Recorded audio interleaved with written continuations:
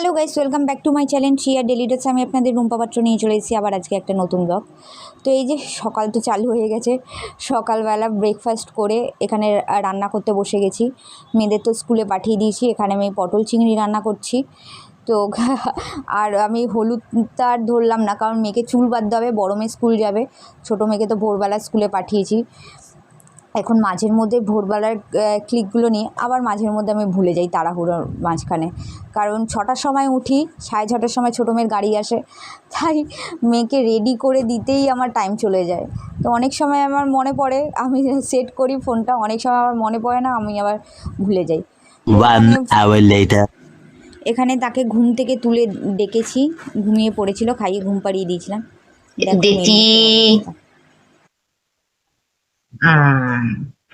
A few moments later. Hello guys, welcome back to my channel shear daily dates. আমি আপনাদের রুম্পা পাত্র নিয়ে চলে এসেছি আবার আজকে একটা নতুন ব্লগ।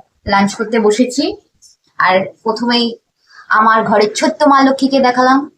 সে এখন ঘুম থেকে উঠেছে, তার মুখটা অফ আছে, ঘুমিয়েছিল। ওকে এসে খাইয়ে একটুখানি ভাত মাছ ভাজা দিয়ে খাইয়ে তাই ঘুম পাড়িয়ে দিয়েছিলাম চান করিয়ে, যেহেতু ভোরবেলা স্কুল, তোমরা জানো ভোর 6:30 বেরিয়ে যায়, তোমরা দেখতেই পাও। তো এই যে এখন লাঞ্চ করতে বসেছি। হ্যাঁ হ্যাঁ, বড় সকালবেলা ভাত খেয়ে চলে গেছে, এখন ট্রেনে উঠে গেছে, শিলং যাচ্ছে।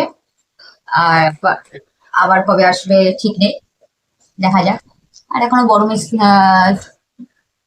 স্কুল থেকে আসেনি, ছুটি হয়নি। আজকে তো বেশি কিছু রান্না করি না, আজকে দুটো পদ দিয়ে রান্না করেছি। বর বাড়িতে না থাকলে আমার বেশি কিছু ঝামেলা হয় না, দুটো পদ দিয়ে আমাদের হয়ে যায়। তো আজকে আমার মেয়েদের ফেভারিট পটল চিংড়ি করেছি।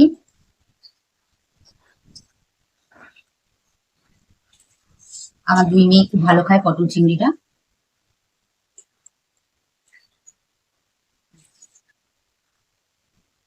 আলু খুব কম করে দিয়েছি, একটাই আলু দিয়েছি, কারণ আলুটা আমার ঘরে কেউ খেতে চায় না।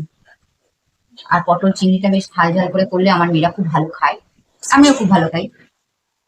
আমার মুখে ইনফেকশনের জন্য মা একটু ঝালটা খেতে পারছে না, তার জন্য আমাকে ঝালটা খুব কম করেই করতে হয়। আর পটল চিংড়িটা মাকে বলছি স্কিপ করে যেতে, মা দই দিয়ে ভাত খায়। আর এই যে মাছের ঝোল করেছি, ট্যাংরা মাছ। কালকে বড় সবজি বাজার নিয়ে এসেছিল ঝিঙা দিয়ে, ঝিঙাগুলো তো নেতিয়ে গেছে, সবার লাস্টেই ছাড়লাম, তাও নেতিয়ে গেছে। এই দেখো ডিমালা ট্যাংরা, এই দিয়ে ঝিঙা দিয়ে ঝোল করেছি, খেতে কিন্তু খুব ভালো হয়েছে। তো চলো আজকে এই লাঞ্চ, এইটাই হচ্ছে মেনু। লাঞ্চটা করে নিই, লাঞ্চটা দিয়ে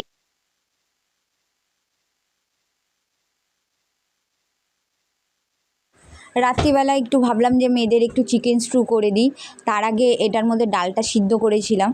আমার বড় মেয়ের না কিছুদিন ধরে গা হাত পা খুব ব্যথা করছে, তো আমার মনে হলো যে ক্যালসিয়ামটা হয়তো কমে গেছে। খাওয়া দাওয়া একদম করে না আমার দুই মেয়ে, যথেষ্ট পরিমাণে আমি রান্না করি, তা সত্ত্বেও যেন এই মেয়ে দুটোকে আমি খাইয়ে, মানে খেয়েই ওঠে না, খাওয়া নিয়ে বসে থাকে ঘন্টার পর ঘন্টা, আর একজন তো ফেলেই আসে। সেটাও তোমাদের একদিন দেখাবো যে কীরকম করে খাবার ফেলে। এখানে দেখো মেয়েদের জন্য একটু চিকেন স্টু করছি। স্যুপ তো করেই দিই বেশিরভাগ সময়, কিন্তু আজকে ভাবলাম একটু চিকেন স্টু করে দিই, ওটাই রাতে খেয়ে নেবে। তো এখানে চিকেন স্টুর মধ্যে আমি সুইট কর্নও দিয়েছি। তো গুড মর্নিং গাইস, এটা নেক্সট ডে সকালবেলা ছোটো মেয়েকে ব্রেকফাস্ট করে দিচ্ছি। ব্রেকফাস্ট বানাতে বানাতে কিছু কাজ করে নিচ্ছি। তো এইরকম মেয়েকে রেডি করিয়ে এসে এইরকমভাবে আমার মানে কাজ চলতেই থাকে, হাত পা যেন মানে বন্ধ হয় না, হাত মাঝে মাঝে মধ্যে বলে যে একটু থাম বাবা, এইরকমটাই হয়, হাত ব্যথা হয়ে যায়। তার মধ্যে ইচ্ছা করলে দেখো, আমার ইচ্ছা করলে আমার যেটা খেতে ইচ্ছা করবে সেটা আমাকে নিজেকেই বানিয়ে খেতে হবে, কারণ কেউ বানিয়ে দেওয়ার নেই আমার, মা থাকলেও বানিয়ে দেয় না, আর বলতেও খারাপ লাগে। যাই হোক, নিজেরটা নিজেই করে নিতে পছন্দ করি। আর আমি এই কাঁঠালের দানার ভর্তা খেতে খুব ভালোবাসি, মানে খুবই ভালোবাসি। এর তরকারি বলো, এর ভর্তা বলো, যাই কিছু হোক। তো আজকে নিরামিষ ডে, তো এখানে পটল পোস্ত করছি, আর ওই দানাটা, কাঁঠালের দানাটা বেটেছি নিরামিষ, ওর মধ্যে আর কিচ্ছু দিইনি, রসুন টসুন দিইনি। লাঞ্চ করতে বসেছি, সকাল থেকে কিছু খাইনি, কিন্তু খেতে আর ইচ্ছাও করে না। আর আজকে বৃহস্পতিবার, নিরামিষ ডে। জানো আমি ঠাকুর দেবতা এত পছন্দ করি, আর সব থেকে বেশি আমি আমার মা কালীকে, যেহেতু আমার বাড়িতে মা কালী আছে, সেহেতু আমি মা কালীকে এত মানি, আমি এত বিশ্বাস করি। আর যেহেতু আমাদের কাল অসুচ চলছে এখন আমার শ্বশুরবাড়ির নিয়মে, জানো তো আমার শ্বশুরবাড়ির নিয়মে তোমার মন্দির, এটা অনেকেরই নিয়ম আছে, অনেকের অন্যরকম নিয়ম, অনেকের বিভিন্ন ধরনের নিয়ম। তো 1 বছর তো মন্দিরে যেতে নেই, এটা সবারই নিয়ম একই। কোনো ভোগ ফোগ দিতে পারবো না বা কোনো পুজো আচ্ছা করতে পারবো না। বাট বললে বিশ্বাস করবে না, এই অম্বাবুচির সময়, এই কিছুদিন আগে অম্বাবুচি চলছিল যখন, তখন হ্যাঁ আমার তো এমনিই খুব মন খারাপ করে। আমার তো, আমি বড় মার কাছে, ঠাকুরের কাছে, তারাপীঠ বলো, যেখানেই বলো, আমার যেটি খুবই ভালো লাগে আর আমি খুবই ভালোবাসি। আর যখন ভগবান ডাকে, যখন মা ডাকে, আর তখন তো কেউ আটকাতে পারে না। এই অমাবস্যার সময় আমি মানে স্বপ্নে দেখছি যে এসে মা আমাকে ডাকছে পুজো নেওয়ার জন্য। কিন্তু আমি যখন আমার শ্বশুর বাড়িতে জিজ্ঞেস করছি, তখন বলছে যে না, দিতে পারবে না, হ্যাঁ না না। বাট মা আমাকে ডাকছে, আমার মন খুব খারাপ করছে। আমার মা বলছে যখন মন থেকে তোকে, তোর যখন মনে চেয়েছে তুই চলে যা। সবসময় তো মনেরই শুনিস, কবে তুই লোকজনের শুনলি, চলে যা। সেই তো আমাদের আমার শাশুড়ির সময় হয়েছে যে 1 বছর মানে যাই হোক মানে নিয়ম এদিক ওদিক হয়ে যায় সবারই, যেহেতু আমরা বাইরে থাকি। তো সেহেতু সেই প্রায়শ্চিত্ত করে তারপরে তার বাৎসরিক কাজ করা হয়। তো সেই তো প্রায়শ্চিত্ত করতে হবে। বললাম না, ভগবানের দুয়ারে যাব, ওষুধ চলছে, কাল ওষুধ, উচিত না, সবাই তো মানা করছে। আর তোমরা কমেন্ট করে জানাও তো যে আমার যাওয়া উচিত কি উচিত না। আমার ভীষণ করে মন টানছে, আর বিশ্বাস করো স্বপ্নে এসে মা দেখা দিয়েছে, ডাকছে। আর যখনই এরকম হয় আমি তার পরের দিনই সকালবেলা মায়ের দোরগোড়ায় পৌঁছে যাই। বাট এবছর এবার চেয়েও দোরগোড়ায় পৌঁছতে পারছি না। মানে এত করে মানে মন টানছে তার মধ্যে। আমি তো পরশুদিনের ক্লিপটা নিতে পারিনি, ক্লিপটা দেখালে তোমাদের ভালো হতো। পরশুদিন আমাদের বাড়িতে তো সাপ দেখা যায়, তোমাদের এর আগেও আমি শেয়ার করেছি, আমি ফেসবুকেও শেয়ার করেছি, আমি ইউটিউবেও ফটো দিয়েছি। আর এই কিছুদিন আগে আবার পরশুদিন কাও এত বড়, মানে আমার হাতের থেকেও বড়, ওই বড়া সাপ দেখা দিল। এরকম সবাই বলছে তোকে যখনই দেখা দেয় কোনো ভালো লক্ষণেই তো তোকে এইসব দেখা টাকা দেয়, আর প্রত্যেক বছরেই তো তুই দেখতে পাস, প্রত্যেক বছর, ইয়ার এভরি ইয়ার আমি ফটো খিচে রাখি। বাট এই বছর আমি অত বড় সপ্তাহে দেখবি, কি করবো বুঝতে পারছি না। ফটো খিচবো তো দূরের কথা। কিন্তু বিশ্বাস করো আমাদের বাড়িতে ঘোরাঘুরি করে, বাট ঘরে ঢোকে না, আজ পর্যন্ত এতটুকু হাম করে না। এই আমার মন্দিরের গায়ে ভর্তি সাপ থাকে, তা পর্যন্ত মন্দিরটা জানলা থেকে হাত বাড়ালে আমাদের মন্দিরটা, তোমরা দেখেছো, কিন্তু একটা সাপও ঘরে ঢোকে না। বাড়ির উঠানে সাপ ঘুরছে, একটা সাপও ঘরে ঢোকে না। এই ঘরে যখন আমি যখন দিল্লিতে ছিলাম, তখন এই ঘরে আমার ঘরটাতে ভাড়া দেওয়া ছিল, তখনও কিন্তু সাপ ঢুকেছিল। আর যখন থেকে আমি রয়েছি তখন থেকে কিন্তু একটা সাপও ঢোকে না। বলে যে সবাই বলে যে তোর উপর মায়ের আশীর্বাদ আছে। আর যখনই এরকম কোনো স্বপ্ন দেখা দেয় বা এরকম দেখতে পাই, তখনই পুজো আচ্ছা দিতে হয়।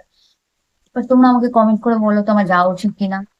আমার সেই অম্বাবতীর সময় শ্যামসুন্দরী মায়ের না, ফোনে তো দেখি শ্যামসুন্দরী মাকে, আমার খুব অনেক বছর ধরে যাওয়ার ইচ্ছা। তো এইবার এইবার তোমার কি বলবো, কালো সুচ পড়ে গেছে, কিন্তু মা আমাকে নিজে থেকে ডেকেছে। আমি স্পষ্ট দেখিয়েছি মা আমাকে নিজে থেকে ডেকেছে। এবার বলো আমি যাবো কি যাবো না, আমার যাওয়া উচিত কি উচিত না, পুজো দেওয়া উচিত কি উচিত না।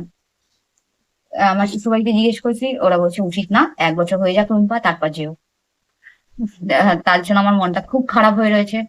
কিন্তু বিশ্বাস করো মানে আমি জাস্ট রাতে শুতে পারছি না, আমার গা হাত পা মানে ভার হয়ে আছে, আর খালি ডাকছে, আমি ডাকটা শুনতে পাচ্ছি। আর আমাদের এই মা কালী, আমাদের এই বাড়ির মা কালীও কিন্তু জীবন্ত, এতে প্রাণ আছে, এখানকার সবাই জানে। আর প্রত্যেক বছর মানসিক করা থাকে, প্রত্যেক বছর কেউ না কেউ মানসিক করে রাখে মানুষ, আর সবার সব মনস্কামনা পূরণ হয়, বিশ্বাস করো, এতটাই জাগ্রত। আর আমার এই মায়ের মধ্যে প্রাণ আছে, এতটা জাগ্রত আমার এই। আর আমি নিজে দেখেছি, নিজে জানি। অনেকে অনেকে বললে অনেকে বিশ্বাস করে না, তো তাই আমি বেশি বলাচড়া করি না। আমি পছন্দ করি না যে আমার মাকে নিয়ে কেউ হাস্যকর করুক। তোমরা জানিও যে যাওয়া উচিত কি উচিত না। আর আজকে দেখো, আজকে তো বৃহস্পতিবার, নিরামিষ। ও তার মধ্যে আমার তো প্রচুর শিবলিঙ্গ, এর আগেও আমি বিভিন্ন জায়গা থেকে দক্ষিণেশ্বর গেলে যেহেতু ভাই আমি কলকাতার মেয়ে, দক্ষিণেশ্বর তো আমার ঘরে, দক্ষিণেশ্বর কাছেই, কালীঘাট কাছেই, আমাদের সব তীর্থস্থানগুলো সবই কাছে। তো সেহেতু আমার সমস্ত জায়গা থেকে না আমি গেলেই বা তারকেশ্বর গেলে সেখান থেকে থেকে আমার শিবলিঙ্গ নিয়ে আসা, অনেক শিবলিঙ্গ আছে। হঠাৎ করে আমি অনেক বছর, মানে 1-2 বছর ধরে ভাবছি যে একটু বড় মাপের একটু শিবলিঙ্গ নেবো। তো যেহেতু আমাদের ঘরের স্পেসটা তেমন না, মা বলছে না। হঠাৎ করে কালকে ফ্লিপকার্ট দেখতে দেখতে একটা শিবলিঙ্গ আমার খুবই পছন্দ হয়েছে, খুব একটা বড় না, আসুক তোমাদের দেখাবো। একটা শিবলিঙ্গ খুবই পছন্দ হয়েছে, তো সেটা অর্ডার করে দিয়েছি। আমার মন চেয়েছে আমি অর্ডার করি, এই প্রথমবার আমি অনলাইনে শিবলিঙ্গ কিনছি। জানি না কিরকম কি আসবে, বাট মন চেয়েছে, মনে রেখেছে, কিনে দিয়েছি। এইবার আমার মা তো পুজো দিতে পারে, আমার মা তো ভোগ দিতে পারে, কিন্তু আমার মা তো ভোগ টোগ দেয় না, সবটাই আমি দিই।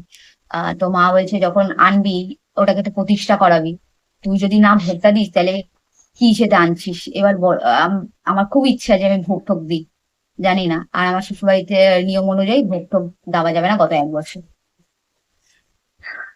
হঠাৎ করে মানে এতদিন আমি ফোন ঘাটছি বা এতদিন যাচ্ছি, আমি এটা জানি যে 1 বছরের মধ্যে আমি কিছু কিনতে পারবো না বা ঠাকুরের জিনিস কিছু ইসে করতে পারবো না, ভোগ টোগ দিতে পারবো না। তা সত্ত্বেও আমার কালকে দেখে এত মনটা টেনেছে, আমি অর্ডার করে নিয়েছি, কিনে নিয়েছি। আমি জানি জানি না ঠিক করেছি না ভুল করেছি।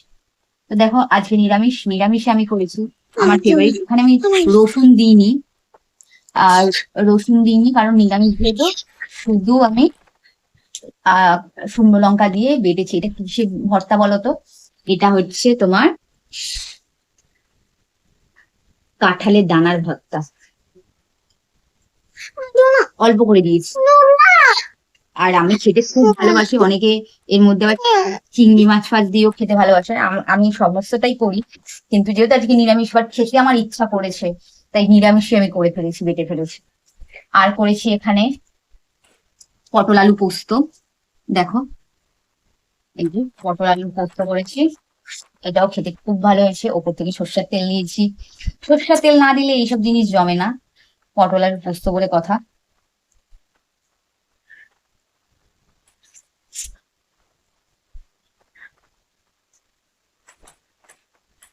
আর পুরোটাই কাঁচা লঙ্কায় করা, পুরোটাই কাঁচা লঙ্কা বেটে দিয়েছি। আর যেহেতু আমার মায়ের মুখের অবস্থাটা খুব খারাপ, তার জন্য তোমাদের আগেও বলেছি ইনফেকশন হয়েছে, আম, এর জন্য মা তো খেতে পাচ্ছে না, তার জন্য ঝালটা কম কাঁচা লঙ্কা দিয়ে রান্না করছি। আর করেছি এখানে মুগ ডালের টক ডাল, আলু পোস্ত করেছি, পটল আলু পোস্ত করেছি। আর টক ডালটা না করলে জমে, এই দেখো মুগ ডাল, জলপাই দিয়ে মুগ ডালের টক ডাল করেছি। আর এটাও কিন্তু খেতে খুব ভালো হয়েছে। তো চলো, এই হচ্ছে আজকে মেনু, নিরামিষ মেনু। চল লাঞ্চ করে নি, লাঞ্চ করবো তোমাদের সাথে।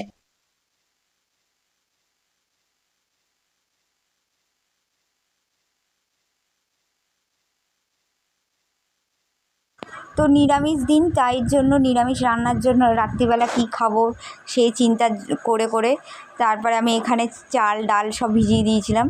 গোবিন্দভোগের চাল, একটু বিউলির ডাল, একটু মুগ ডাল দিয়ে তারপর আমি ধোসা বানাচ্ছি। আমার ঘরে এই ধোসাটা খেতে খুব ভালোবাসে সবাই। আর যেহেতু আমার ধোসার দাওয়া নেই, তার জন্য আমি কড়াইতেই, ননস্টিকের কড়াইতেই করছি ধোসাটা, তার জন্য একটুখানি তেল দিয়ে দিয়েছি। আর দেখো এখানে আমি নারকেলের চাটনিটা করছি। আমি এখানে নুনটা টেস্ট করছি যে কি কি লাগবে। আমার মুখে তো মনে হলো যে নুনটা একটু লাগবে, আর একটু লেবুর রস চিপে দিয়েছি, একটু টক না হলে না আমরা খেতে পারি না। তোমরা জানিও নারকেলের চাটনিতে লেবু চিপে দেয় কি না। আমি এখানে নারকেলের চাটনিটা করেছি, তাই এখানে ফার্স্টে যে ধোসাটা করেছি ওটা করে আগে তুলে নিয়ে এটা টেস্ট করে দেখছি যে কেমন লাগছে খেতে। তারপরে এর মধ্যে আমি আবার লেবু চিপে দিয়েছি, দেখো। আর আমি এখানে আলুর পুরটাও করে নিয়েছি ধোসাতে দেবো বলে। আর ধোসাটা খেতেও কিন্তু অসাধারণ হয়েছে, তোমরা এইভাবে ধোসা বানিয়ে খেতে পারো।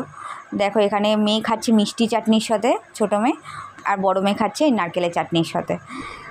তো চলো ব্লগটা এই পর্যন্ত। যদি ব্লগটা ভালো লেগে থাকে তাহলে লাইক, শেয়ার এবং সাবস্ক্রাইব করে দেবে, কমেন্ট করতে ভুলবে না। Tata, bye bye, love you all, thank you for watching.